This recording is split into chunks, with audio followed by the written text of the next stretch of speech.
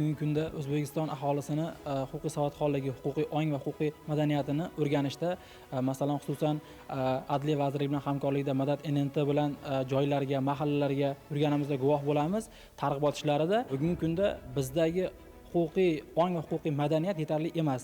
Sababi bizni aholimizning ko'pchiligi hali bilmaydi, o'zini masalan huquqi buzilganda aynan qaysi organga borish kerakligini, ariza yozish masalalarini yoki qaysi sudga tegishliligi, yurisdiksiya masalalariga to'liq xabardor emas.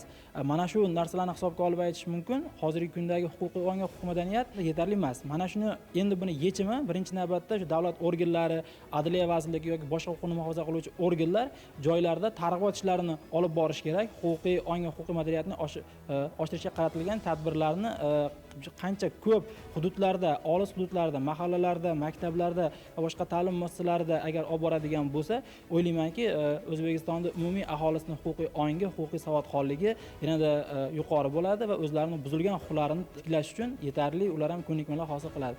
Konstitutsiya bizga faqat huquqlarni emas, balki burch va mas'uliyatlarni ham yuklaydi. Eng muhimi u davlat va xalq o'rtasidagi ijtimoiy shartnoma. Ammo uni bilish, o'rganish va amalda qo'llash har birimizning o'z qo'limizda. Har bir fuqaro qaysi huquqlarini bilishi shart va majbur deb o'ylaysiz? Birinchi navbatda aholida Konstitutsiyadan xabardor bo'lish kerak. Konstitutsiyadagi aynan o'ziga tegishli normalarni, huquqlarni, shuningdek, mana Konstitutsiyamizda burchlarini bilish kerak.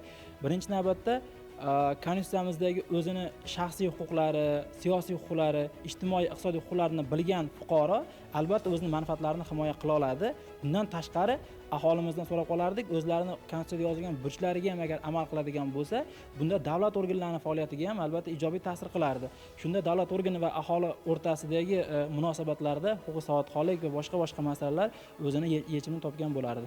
Konstitutsiya bu bizni himoya qiladigan, bizga yo'l ko'rsatadigan